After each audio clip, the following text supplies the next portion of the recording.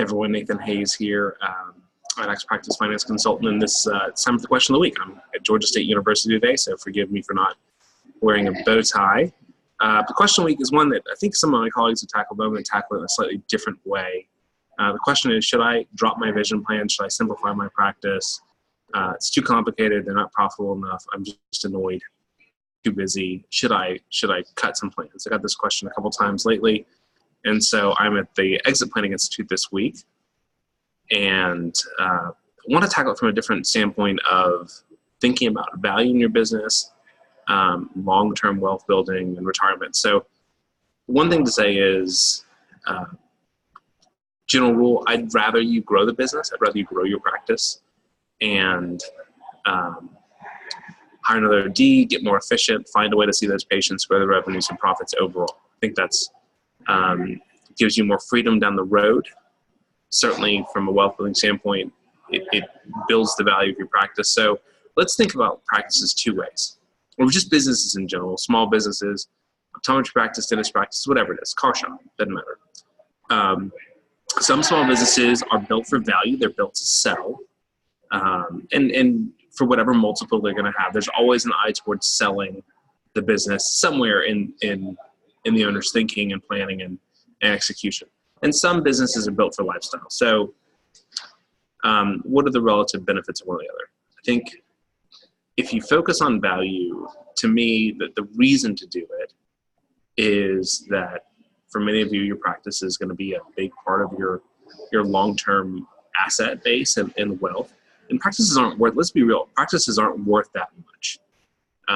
You know, at $1.2 million practice might sell for $800,000 to $1 million, $800,000 to $1 million, and after taxes, you're looking at $600,000, $700,000 maybe on net, on the high side, and that's not going to fund your retirement altogether. So, and even if you're looking at the high valuations of private equity, where you see big numbers, it's coming from, you know, $2, $3, $4 million practices, which they happen quite a lot, but they're not that common.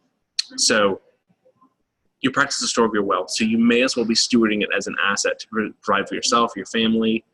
If something was to happen to you, then you know, the better the systems, the larger it is, the more doctors that are there, the easier it's going to be to sell it or transition it to someone else, to a third-party buyer, to a partner, to an associate in the practice. Whereas with a single electric shop, $600,000, one, it's not going to be worth much ever anyway.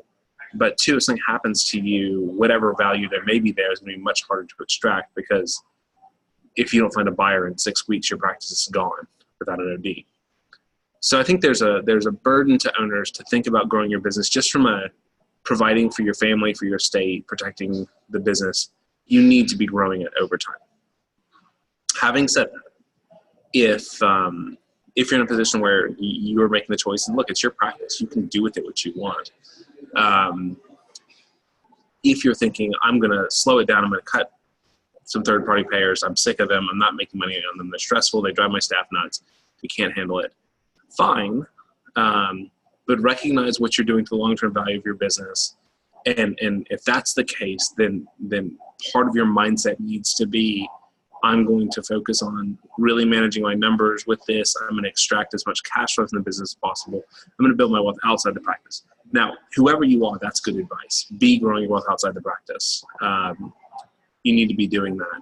But especially if you're trying to run it for lifestyle, you really need to be working with a professional to look at what are your retirement savings needs long-term, and thinking about how much do I need to build in the practice. Again, to provide for yourself, for your family.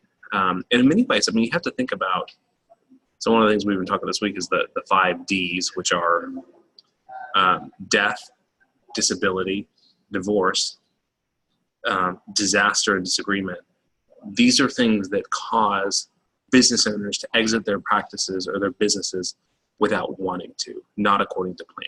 And about 50% of business owners are going to end up getting out of their business, not on purpose, but because of one of these things befalling them. And we've seen that certainly death, disability will do it, and we've seen both. Divorce, I've seen practice owners have to unload their business because of the impact of a divorce on their personal finances. So, and the business in many ways because of the lifestyle things.